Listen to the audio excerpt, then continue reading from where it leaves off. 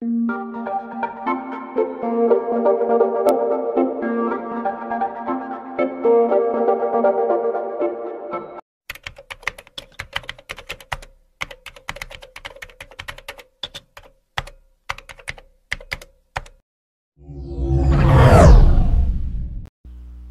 linggo pa ang mabilis na lumipas at malaki na ang pagbabago sa kanya. Mapapadalas ang kain niya ng mga kung ano-anong weird na pagkain. Nagsimula na siyang kabahan. May munting ideyang pumapasok sa isip niya pero ayaw niyang paniwalaan. Imposibleng mangyari yon, iisang beses lang yun nangyari. Anak, sabihin mo nga sa akin, buntis ka ba? Biglang tanong ng mommy niya habang kumakain siya ng strawberry jam sandwich with mayonnaise. Ano ka ba, Mi? Hindi po. Para naman mangyayari yun, wala naman akong boyfriend. Kinakabang sagot niya. Anak, hindi mo ako maloloko. Isa akong ina. At alam ko ang itsura ng babae nagdadalang tao. Seryosong sabi nito sa kanya. Agad siyang napatigal at nabitawan ng sandwich na hawak. I'm sorry, Mi. Hindi ko po sinasadya. Hindi ko po alam kung totoong buntis nga po ako. Umiiyak na sabi niya sa sobrang kabang nararamdaman niya ngayon. Magbihis ka, sasamahan kita sa doktor. Kailangan natin makumpirma yan. At itinayo na siya ng mommy niya. Niyakap siya at pinatahan. Wala siyang nagawa kundi sumunod dito at nagpunta sila sa isang OB-GYN. Congratulations po, she's 7 weeks pregnant, ngiting sabi ng doktor. Matapos sa mga habilin nito ng mga vitamins, umalis na rin sila. She's going to be a mother real quick. Maupo ka muna dyan sa sala, kakausapin ka namin ng daddy mo. Seryosong sabi ng mommy niya. Nang makalapit ang daddy niya, mabilis siya nitong sinampal. Agad naman itong inawat ng mommy niya. Isa kang malaking kahihiyan. Hindi kita pinalaking disgrasyada. Sabihin mo, sinong ama niyang pinagbubuntis mo? Galit na tanong ng daddy niya. Umiyak siya habang umiiling. Hindi niya pwedeng ipahamak si Damian, lalo lang itong magagalit sa kanya. Daddy, I'm really sorry pero hindi ko po alam. Hagulgol nga. Stupid ah. Hinayaan kita dyan sa mga kalokohan mo. Magpakasarap sa buhay kahit ang totoo'y dapat tinutulungan mo kung mapalagko ang negosyo natin.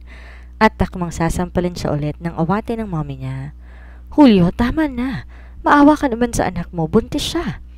Pero halos manlaki ang mata niya na makita sina Damian at Tita Diana sa may pinto. Kita niya ang pagkatutop ng kamay ng ina ni Damian sa bibig nito. Agad ding napatingin ang mommy at daddy niya sa direksyon ng tinitingnan niya.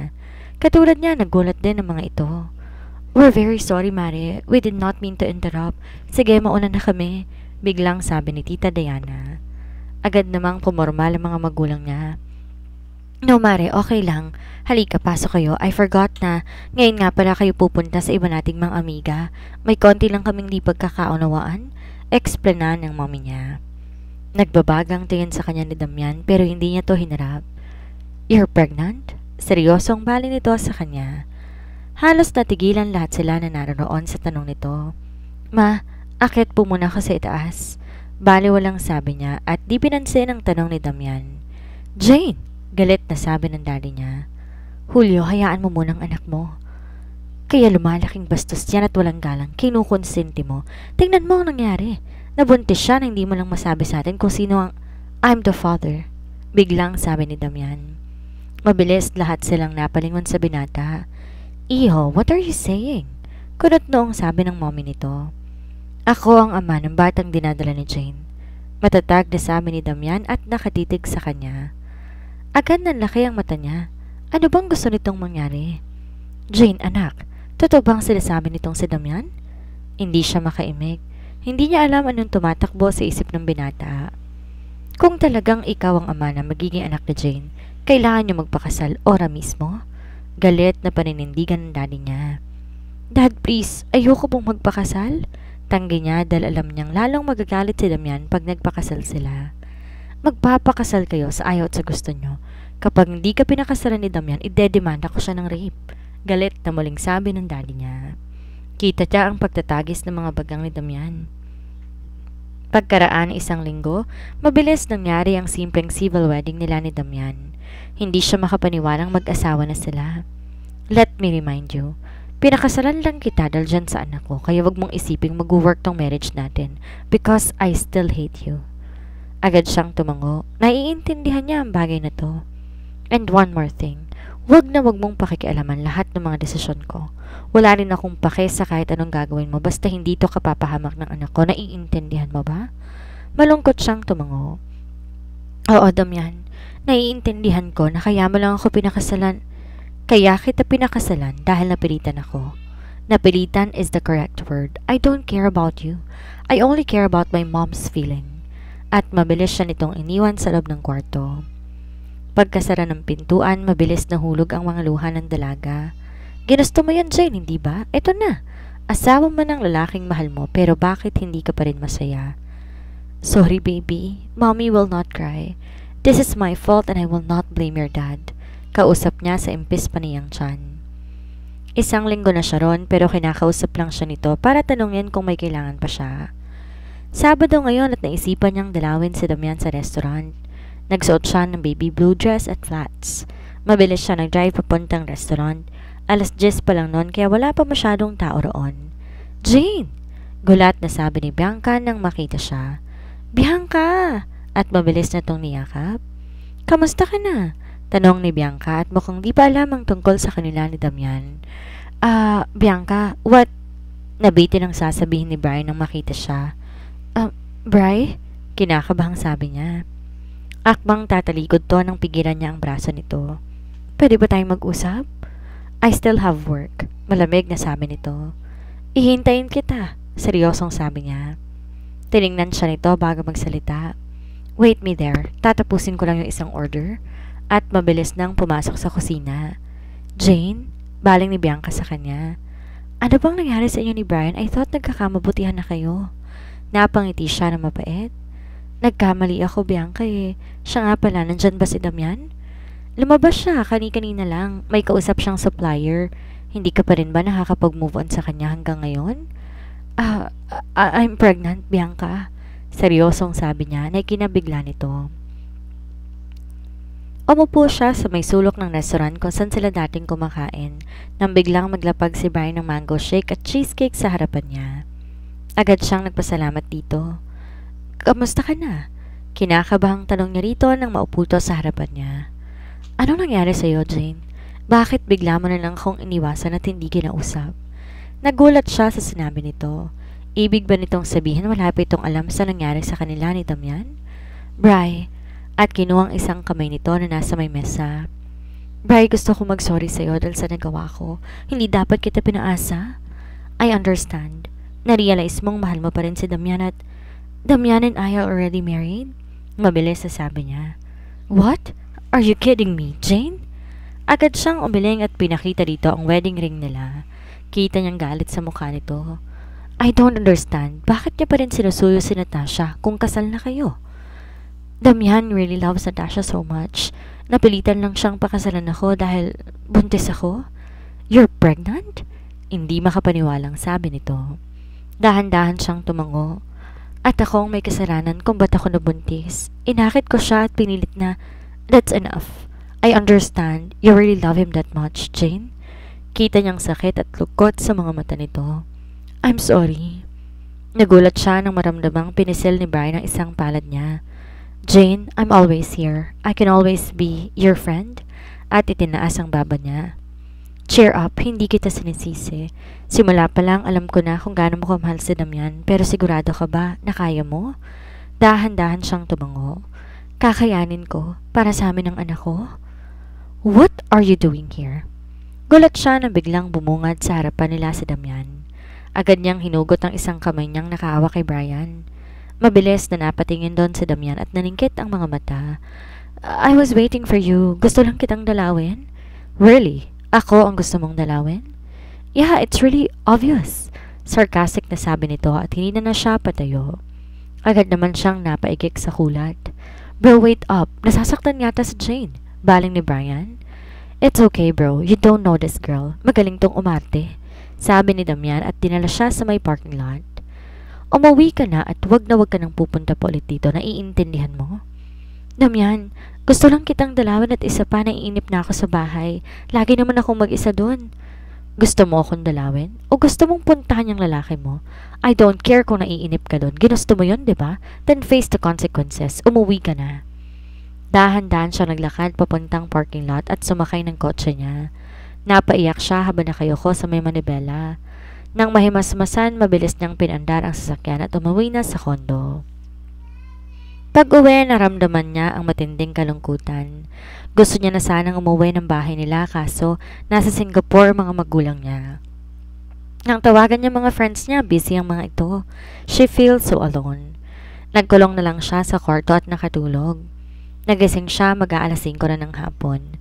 Agad nagluto na makakain nila ni Damian kahit hindi siya marunong at tuwing uuwi si Damian, palagi nitong sinasabi na kumain na to sa restaurant. Never pa nitong kinain ang mga niluto niya. Alas 7 na ng gabi pero di pa rin umuwi si Damian kaya naisipan niyang mauna nang kumain. Ayaw naman niyang gutumin ang anak niya at kailangan niya pang uminom ng mga vitamins. Pagkatapos kumain, hinintay niya pa ito sa may sala pero hindi pa rin to dumarating. Mabilis siyang napabuntong hininga at malungkot na pumasok sa kwarto niya. Kinabukasan, alas 6 pa lamang gising na siya. Linggo ngayon at alam niyang hindi pumapasok si Damian kapag linggo. Pero nagulat siya na makita tong bihis na at mukhang papaalis na. Damian, saan ka pupunta?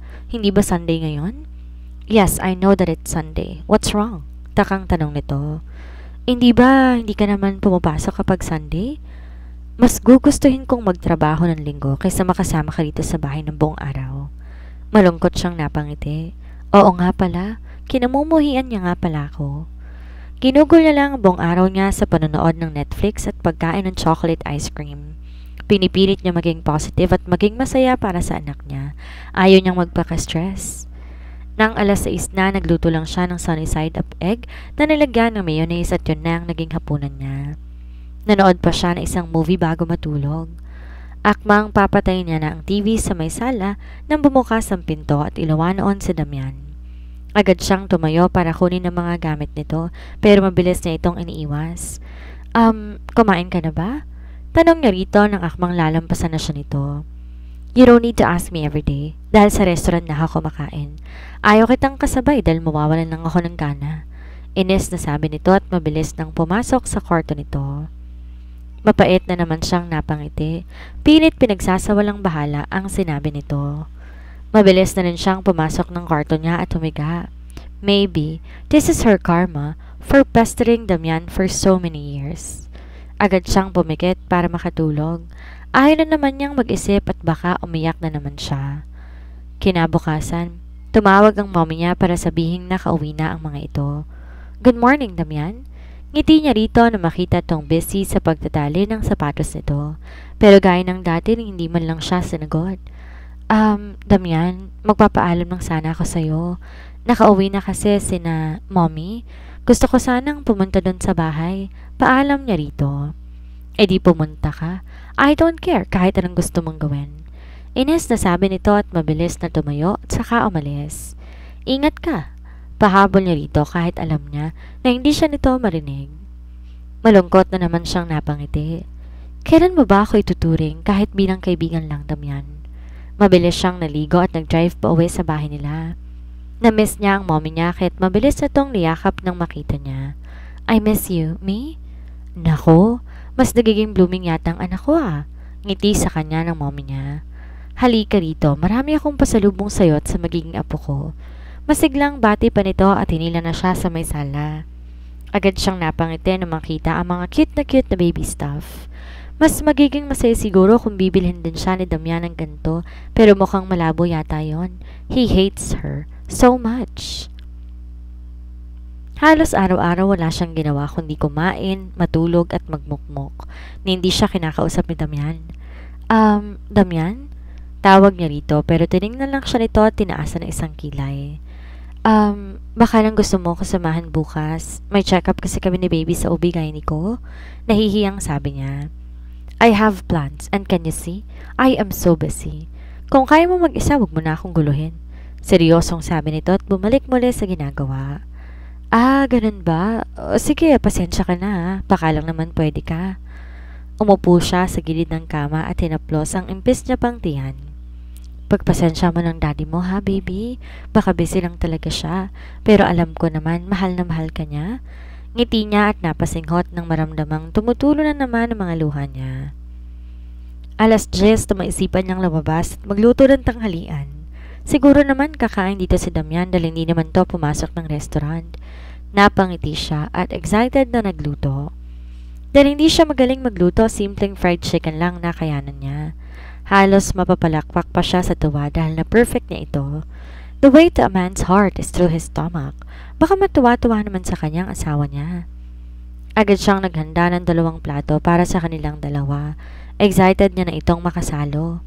Agad siyang lumabas at tatawagin na ito nang biglang tumunog ang doorbell. Agad namang tumayo si Damian na nasa may sala lang at ito na mismong nagbukas ng pintuan.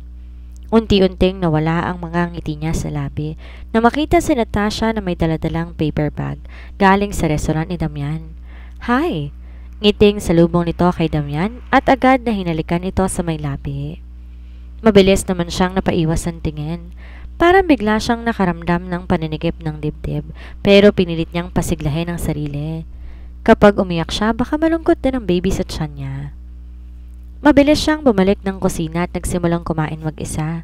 Hindi niya namamalayan habang inunguyan niyang pagkain, tumutulo din ang luha niya, lalo na nang marinig ang mga itong nagtatawanan.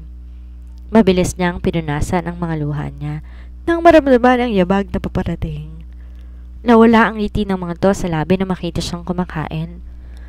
I'm sorry. I didn't know that she's here. Baling ni Natasha kay Damian.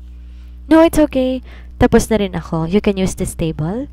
Ngiti niya sa mga ito at mabilis kinuhang plato niya, nilagay sa lababo. Akmang aalis siya nang bigla siyang tawagin ni Damian. Remove those chicken. Hindi namin yan kakainin. Pero, tinira ko talaga yan para sa'yo. Malungkot na sabi niya. And who told you na tirhan mo ko? Ines na sabi nito. Naramdaman niyang naglakad daw papalapit sa kanya. Kinuha ang manok na niluto niya. Pero bago pa niya ito mapigilan, mabilis na nitong naitapon sa may basurahan. Damian! Gulat na sabi niya. Why? I thought tira mo yan para sa akin. So basically, akin yan and I can do whatever I want with that. Seryosong sabi nito sa kanya. Si Natasha naman mataman lang nakikinig at nakatingin sa kanilang dalawa. What are you still waiting for? Bumalik ka na sa kwarto mo because we want to eat peacefully. Nakakawala ka ng gana. Mariing sabi nito at binagsak ang paper bag na hawak sa may lamesa. Mabilis siyang pumasok sa kwarto niya at tumagulgol pagkasarang pagsara ng pinto. Buong araw siyang nagkulong sa loob ng kwarto niya dahil ayaw niyang lumabas at baka lalo siyang mapahiya kay Damian. Kinabukasan, maaga siyang naligo at nagbihis. Halos sabay rin silang lumabas ni Damian ng kwarto. Good morning, Damian. Pupunta ka na ba ng restaurant? Ngiting bati niya rito. Tinitigan lang siya nito pagkatapos ay hindi sinagot at tuloy-tuloy nang lumabas. Malalim siyang napabuntong hininga at mapait na napangiti. Okay lang yan, Jane. Basta magkasama kayo kahit di ka niya pinapansin. Naabutan niya pa to sa may parking lot. Ingat, Damian! Ngiti niya pa nang tuluyan na itong umalis. Mabilis din siyang sumakay ng kotse niya at nag-drive. Halos naghintay na 1 oras bago siya isalang. At halos maluha siya sa tuwa na makita ang halos buo na niyang baby. She is already 3 months pregnant. Pagbalik sa kondo, hindi niya mapigilang mapangiti. Hindi siya makapaniwala na magkakaroon na siya ng anak sa lalaking pinakamamahal niya. Mabilis siyang pumasok sa may kwarto ni Damian. Hindi naman siguro to magagalit kung papasok siya rito. Nakangiti niyang iniwan ang ultrasound picture ng baby nila ni Damian sa side table ng kama nito. Sigurado matutuwa yon kapag nakita nito ang baby nila. Pero naputol ang ngiti niyang yon nang libutin ng buong paningin niya ang kwarto. Punong-puno iyon ang litrato ni Natasha.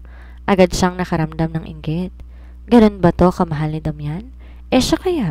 Darating kayang panahon na mamahalin siya ng lalaki? Laglag balikat na bumalik siya sa may kwarto niya. Magpapahinga muna siya, total maaga pa naman para magluto ng tanghalian. Agad siyang napahiga sa kama niya at mabilis na nakatulog. Naalimpungatan siya sa malalakas na katok sa may pintuan ng kwarto niya. Nang buksan niya ito, agad niyang nabungaran ang seryosong mukha ni Damian. Who gave you the permission to step into my room? Galit na sabi nito. Damian? Nagugulat na sabi niya. Next time, know your limitations. Asawa lang kita sa papel kaya huwag kang basta-basta pumapasok sa may kwarto ko. I'm sorry. I thought matutuwa ka. Gusto lang naman kitang i-surprise. I-surprise? Gaya nito? at pinakita sa kanyang nilagay niyang ultrasound picture sa kwarto nito. Agad siyang tumango. "You thought I would be happy with this piece of shit?"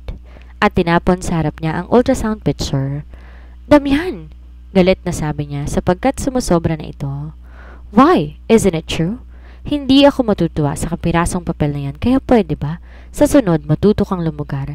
You're not Natasha. Kaya kahit ano pang gawin mo, hindi ko yun ikatutuwa." At mabilis siya nitong tinalikuran at sinara pabalya ang pintuan ng kwarto nito. Agad niyang pinunot ang ultrasound picture na itinapon nito at malungkot iyong hinalikan. "Pasensya ka na sa anak ko. Siguro pagod lang dahil galing sa restaurant si daddy kaya niya nasabi ang ganon. Pero alam ko mahal na mahal ka niya." Ilang oras lang lumabas na rin siya ng kwarto niya para magluto ng hapunan. Dahil walang ganang magluto, instant noodles na lang naisipan niyang kainin. Susubo na sana siya ng noodles niya nang biglang makarinig ng mga yapak. Na mag-angat siya ng tingin, kita niya ang salubong na mukha ni Damian. "What are you eating?" Iritableng tanong nito. Dahil wala siya sa mood makipag-away, hindi niya to pinansin, pero agad nitong inagaw ang kinakain niya. "Ano bang problema mo?" Inis na sabi niya. "Talagang yan ay ipapakain mo sa anak ko? That is full of preservatives. Magkakasakit ka sa ginagawa mo at balak mo pang idamay ang anak ko?" Inis nitong sagot sa kanya. Mabilis tinapon sa may lababo ang noodles. "At kailan ka pa nagkaroon ng concern sa akin?" "Sa'yo, wala. Pero dyan sa anak ko na dinadala mo, meron. Sa susunod, ayoko nang makikita kang kumakain ng ganyan. Kung hindi, malalagot ka sa akin. I will order something proper to eat." At dire-diretso na tong umalis ng kusina. Naiwan na naman siyang nagngingit-ngit sa inis. Maagang umalis si Damian kinabukasan para pumasok sa restaurant. Dahil wala na naman siyang gagawin ng mga araw na yon, naisipan niyang magpunta na lang sa mall. Kahit wala pang gender ang anak nila, gusto niya nang tumingin-tingin ng mga baby stuffs. Nagsuot siya ng isang dress na lalong nagpalutang sa kaputian niya at isang flat footwear. Maingat din siyang nagmaneho papunta sa mall na pupuntahan. Pagdating sa baby section ng department store na yon, agad siyang natulala. Bakit parang excited siyang mamili ng mga gamit? Pero bigla rin siyang nakaramdam ng lungkot na makitang dalawang magkapareha na masayang namimili ng gamit ng mga anak nila. She just wished that Damian will also be with her. Yung tutulungan siyang pumili ng mga damit na susuotin na magiging baby nila. "Jane?" Agad siyang napalingon at nanlaki ang mga mata na makita si Brian. "Bri!" Masayang sabi niya. "What are you doing here?" "I just bought some gift to my niece." Ngiti nito at tinaas ang paper bag na dala nito. Agad naman siyang tumango. "Off mo?" "Yup, can I help you? Total wala akong ibang planong gawin." Ngiti nito sa kanya. Agad na sumaya ang mukha niya. "Sure." Masayang-masaya siya ng araw na yon dahil hindi siya na-bored. May nakasama siya naglakad-lakad at mamili ng kaunting mga baby stuffs. "So, how are you and Damian?"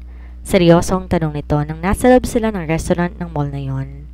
Malungkot siyang umiti at dahan-dahang binaba ang kubyertos na hawak. "You know that we're just married because of the baby, right?" "Jane, I understand and I can't blame you. Nagmahal ka lang." "Thank you, Bri. I know sa aming dalawa ni Natasha, ako ang kontrabida. Ako ang mga agaw. Kaya kahit nasasaktan ako tuwing nakikita ko silang dalawa, tinitiis ko na lang. I can't blame them for hating me, lalong-lalo na si Damian." Malungkot na sabi niya at mabait ng umiti. Kinuha naman ni Bri ang isang kamay niya at pinisel gamit ang isang kamay nito. "Basta, Jane, I'm just one call away. Tawagan mo lang ako, pupuntahan agad kita." Agad siyang tumango at ngumiti. Pagkatapos kumain, naglakad-lakad pa sila hanggang sa hindi niya namalayan mag-aalas 6 na ng hapon. Hinatid siya ni Brian dahil may mga pinamili siyang mabigat at di niya to kayang buhatin pauwi sa kondo ng asawa niya. "Salamat, Bri, sa pagsama sa akin sa buong araw. Nag-enjoy ako." Agad naman tong umiti sa kanya at pinisil ang ilong niya. "No worries. Basta ikaw, Jane, nanginginig pa." Biro pa nito sa kanya. "Ikaw talaga, halika. Pagluluto kita ng dinner bilang pasasalamat ko sa'yo. Pero wag mo akong kakantsawan ha, alam kong magaling kang magluto." "Really? Wow! This is the very first time that someone is gonna cook for me. Nasanay kasi akong silang pinagluluto ko eh." Dahil hindi naman talaga siya sanay magluto, isang simpleng chicken adobo lang ang naluto niya. Mabilis siyang naghain ng mga plato nilang dalawa. Kinakabahan siya nang ipasok nito sa bibig nito ang kutsara na naglalaman ng niluto niya. Nang humarap to sa kanya, seryosong-seryosong mukha nito. Ano, hindi ba masarap? Kinakabahang tanong niya. Nakatitig lang ito sa kanya at hindi sumasagot. Bri, ano nga, hindi ba masarap? Nang di pa rin to nagsalita, akmang kukunin niya na ang niluto niya para itapon nang pigilan siya nito at gumiti. This is the best adobo I've ever tasted. OA na sabi nito. Ikaw, Bri, ha? Pinagloloko mo ko. No, I'm not kidding. This is actually good. Come on, taste it. At sinubuan siya nito. Nung una nahihiya pa siyang ibuka ang bibig niya pero kalaunan napasunod na rin siya nito. At biglang nanlaki ang mata niya. Totoo nga. Hindi na masama para sa kagaya niyang basic lang alam sa pagluluto. See? It's actually good. Pwedeng-pwede ka na talagang mag-asawa. You should try to cook this for your husband. Tiyak matutuwa yun. Sa puntong yun, natigilan siya at di sinasadyang tumulo ang mga luha. Hey Jane, what's wrong? This is the very first time na may kumain at naka-appreciate ng luto ko. Ito rin ang unang pagkakataong may nakasabay akong kumain sa bahay na to. Mapait ng ngiti niya. Kita niyang natigilan si Brian at seryosong nakatingin sa kanya.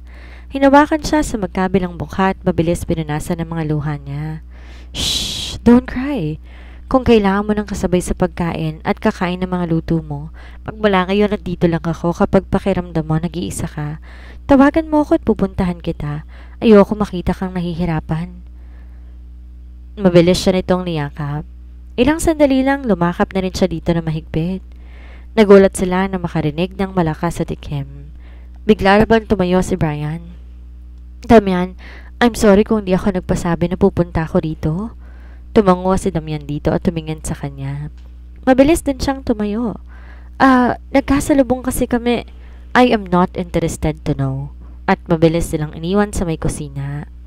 Nagkatinginan silang dalawa ni Brian. I'm sorry, Bri. Mabilis namang umiti sa kanya si Brian. Ano ka ba, Jane? That's fine with me. O sige na, mauuna na ako. Thank you sa pagluluto para sa akin. I really appreciate it. Salamat din ha, ingat ka. Ngiti niya rito at inihatid na ito sa may pintuan. Tumango lamang to sa kanya at mabilis na umalis. Next time, magpaalam ka sa akin pag mapapapunta ka ng lalaki dito sa pamamahay ko. Biglang sabi ni Damian habang nagliligpit ng pinagkainan nila ni Brian. Sa halip sumagot, hindi niya to pinansin. Tuloy-tuloy na niligay ang mga plato sa may lababo. Kaya nagulat siya nang haklitin nito ang isang braso niya. Damian, ano ba? Nasasaktan ako. This is my house, kaya sa susunod, kung gusto mong makipagkita sa lalaki mo, sa ibang lugar kayo magpunta. Galit na sabi nito. Okay, noted. Inis na sagot niya. Akmang papasok siya ng kwarto nang harangin siya nito. What? Really, Jane? Hindi ka man lang ba magsasorry sa akin? At bakit ko naman kailangan magsorry sa'yo? I am your husband, just in case hindi mo naaalala. Ines na sagot niya. Agad siyang napabuga ng hangin. Can you hear yourself, Damian? Kasi sa ating dalawa mukhang ikaw mas nakakalimot. At mabilis na siyang umalis at pumasok sa kwarto niya. Nangihina siyang napaupo sa may kama niya.